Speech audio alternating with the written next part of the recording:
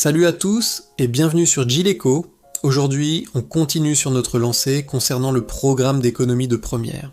Si vous vous souvenez bien, dans le dernier thème, nous avions vu que l'économie, c'est l'histoire d'agents, comme vous et moi, qui interagissent, échangent des biens et des services, souvent avec l'aide de la monnaie.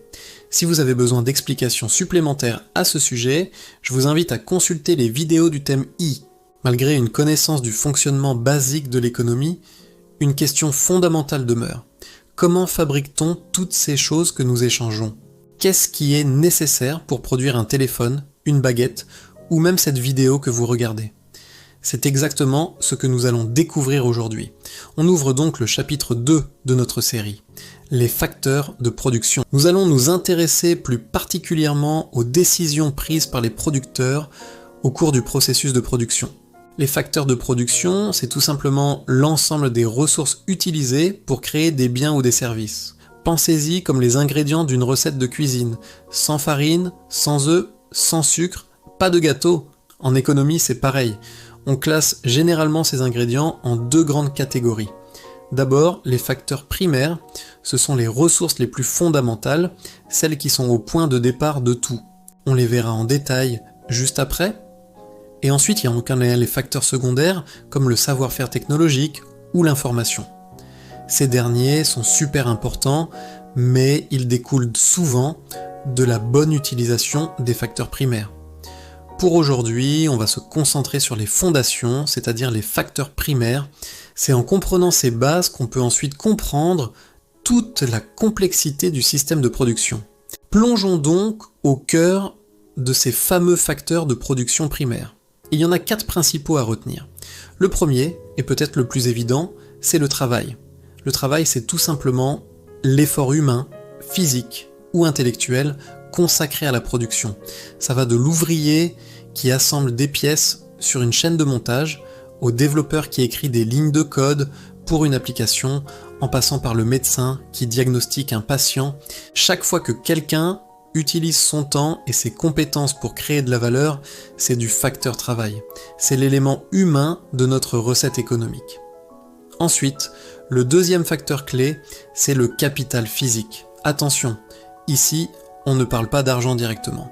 Le capital physique, ce sont tous les biens durables qui ont été produits par le passé et qui sont utilisés pour en produire de nouveaux. Ce sont les outils de la production. Pensez aux ordinateurs dans un bureau, aux robots sur une ligne d'assemblage automobile ou aux camions qui transportent les marchandises. Une machine à café pour un restaurateur, c'est du capital physique. Un micro et une caméra pour faire un film, c'est aussi du capital physique. Ces outils permettent d'augmenter l'efficacité du travail. Le troisième facteur, ce sont les ressources naturelles. C'est tout ce que la nature nous offre et que l'on peut utiliser dans le processus de production.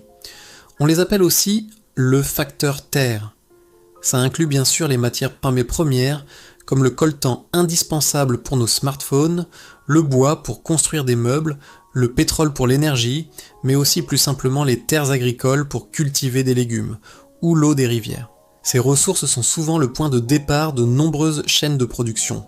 Par exemple, pour la fabrication de semi-conducteurs, il faut extraire du cobalt. Enfin, le quatrième facteur, et c'est là qu'on parle d'argent ou de liquidité. J'appelle ça apport financier. Pour lancer une production, il faut de l'argent. Cette liquidité n'est pas un facteur de production au même titre que les autres, mais il est le carburant qui permet de les acquérir. C'est grâce à des fonds, qu'ils viennent d'un investissement personnel, apport personnel en comptabilité, d'un prêt bancaire ou d'une levée de fonds, qu'une entreprise va sortir de sous terre dans certains cas. Donc l'acquisition de machines, de matières premières, de terrains, de matériel de bureau ou même de véhicules nécessite l'intervention de la monnaie. C'est le liant qui permet de rassembler tous les autres ingrédients.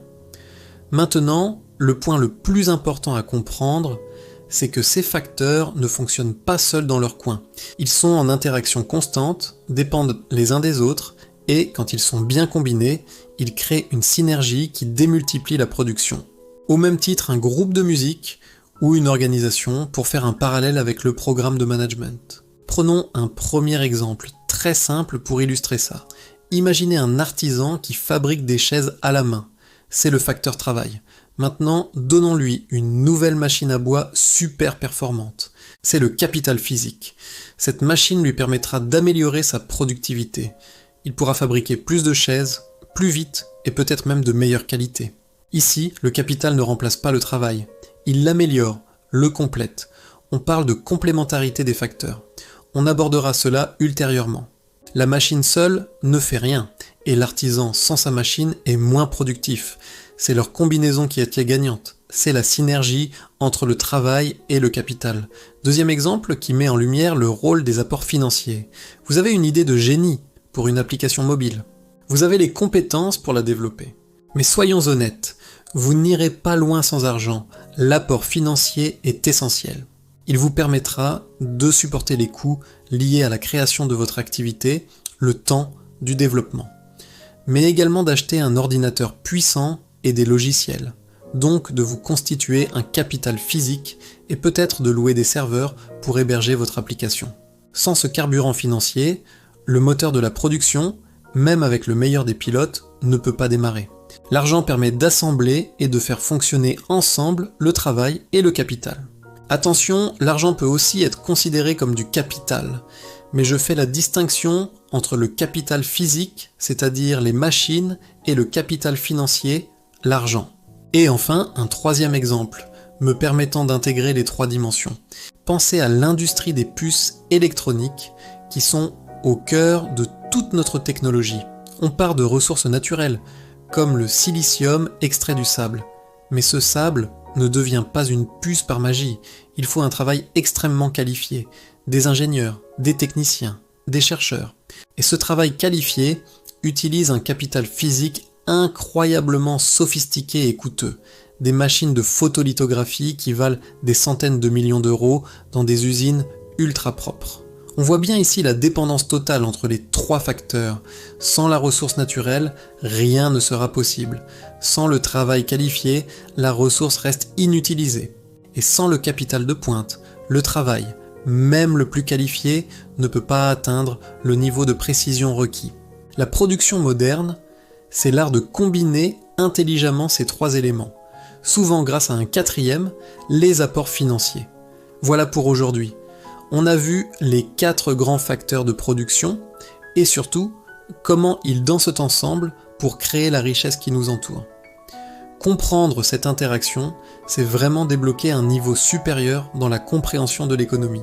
Dans le prochain épisode, on va s'intéresser aux facteurs secondaires, nous allons explorer la notion de productivité et on verra comment les entreprises cherchent constamment à améliorer l'efficacité, voire l'efficience de leur combinaison de facteurs de production.